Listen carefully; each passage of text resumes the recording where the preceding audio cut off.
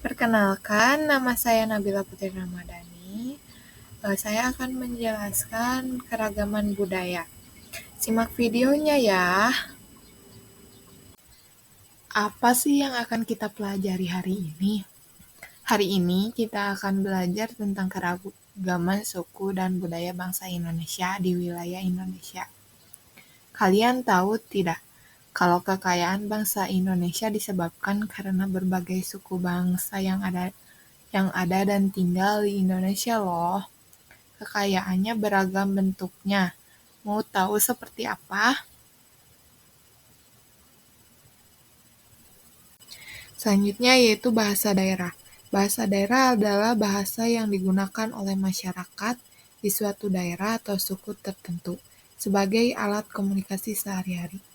Setiap suku bangsa di Indonesia memiliki bahasa daerahnya sendiri yang diwariskan secara turun-menurun.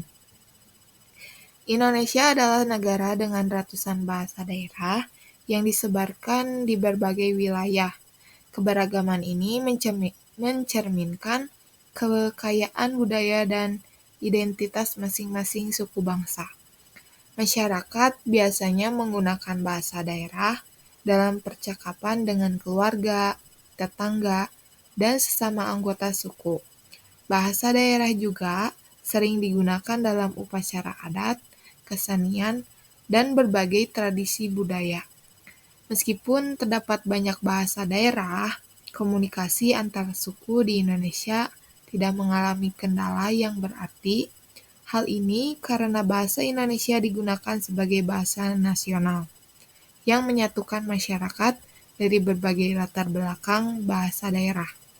Bahasa Indonesia telah berperan penting dalam menyatukan perbedaan bahasa daerah di Indonesia.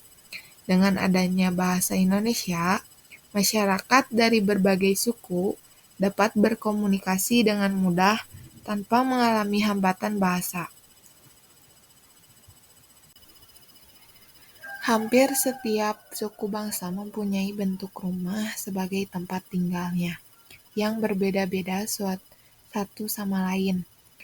Rumah adat adalah penggunaan tradisional yang menjadi tempat tinggal dan pusat kegiatan masyarakat suatu suku bangsa. Setiap rumah adat mencerminkan budaya, tradisi, dan kebiasaan masyarakat setempat, serta dibangunkan sesuai dengan kondisi geografis daerahnya. Hingga kini, rumah adat masih terus dipertahankan, baik dari segi kegunaan, fungsi sosial, hingga fungsi budayanya. Fungsi kegunaan rumah adat dirancang untuk menyesuaikan dengan kondisi alam seperti rumah panggung di daerah rawa atau rumah beratap tinggi di daerah panas. Bahan penggunaan biasanya berasal dari alam sekitar seperti kayu, bambu, dan injuk. Fungsi sosial, rumah adat sering menjadi tempat berkumpulnya keluarga besar dan tempat untuk menyelenggarakan acara adat seperti pernikahan, musyawarah, dan upacara keagamaan. Beberapa rumah adat memiliki ruang khusus untuk menerima tamu atau tempat berkumpulnya tetua adat. Fungsi budaya, rumah adat mencerminkan identitas dan nilai-nilai budaya suatu suku bangsa. Arsitektur, ukiran, dan hiasan rumah adat biasanya memiliki makna filosofis yang diwariskan secara turun-menurun.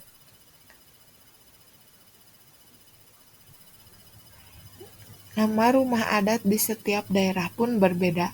Berikut nama beberapa rumah adat dari berbagai daerah. Nah, di sini ada 3 contoh rumah adat. Yang pertama yaitu rumah gadang. Asal rumah adat ini berasal dari suku Minangkabau, Provinsi Sumatera Barat. Ciri khas rumah adat gadang, atap berbentuk tanduk kerbau, terbuat dari injuk atau seng melambangkan kebesaran suku Minangkabau.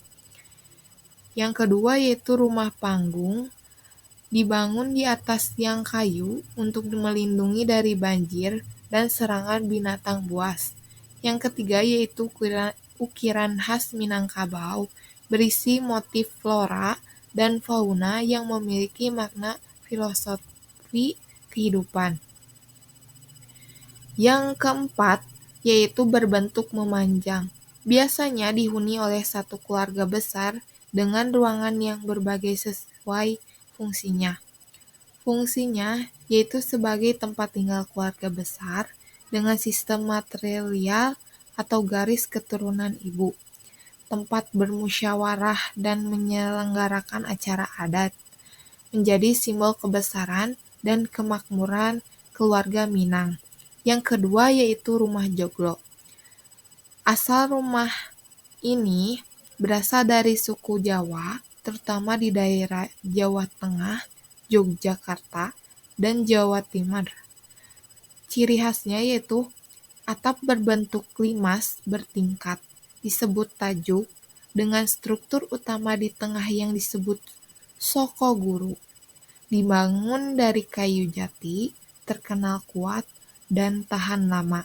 Ruangan terbuka luas di bagian depan atau pendopo digunakan untuk menerima tamu atau acara adat. Simbol status sosial, dahulu rumah joglo hanya dimiliki oleh keluarga bangsawan atau orang terpandang. Fungsinya yaitu sebagai tempat tinggal dan pusat kehidupan keluarga.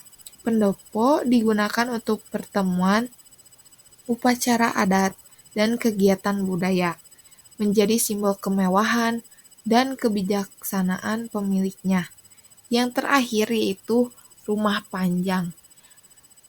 Asal rumah adat ini berasal dari suku Dayak, terutama dari Kalimantan Barat dan Kalimantan Tengah.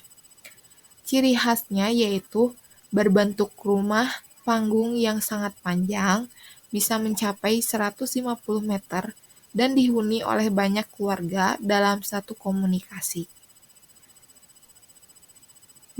Dibangun di atas tiang kayu untuk melindungi dari banjir dan binatang buas.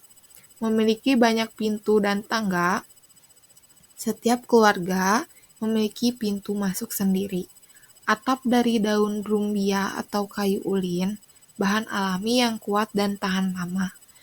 Fungsinya yaitu sebagai tempat tinggal bersama dalam sistem kehidupan komunal suku Dayak, menjadi pusat aktivitas adat, musyawarah, dan upacara keagamaan, melindungi dari ancaman luar dan mempererat solidaritas antar warga.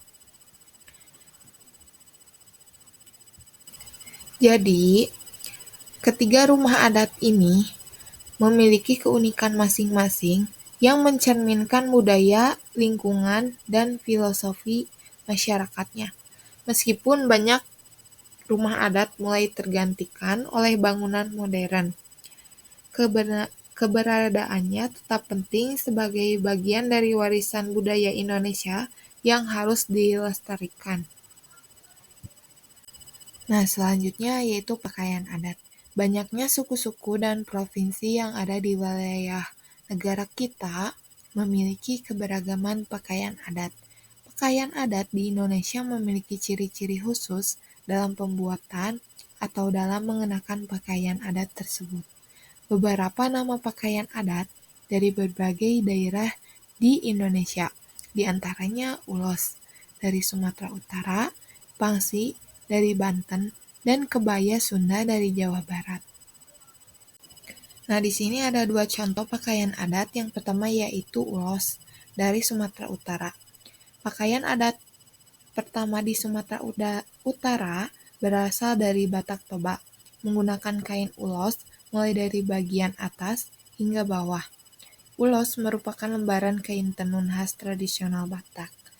Bagian atas pakaian adat laki-laki disebut ampe-ampe, dan bagian bawah disebut singkot. Sedangkan bagian atas pakaian adat perempuan disebut hoba-hoba, dan bagian bawah disebut haen.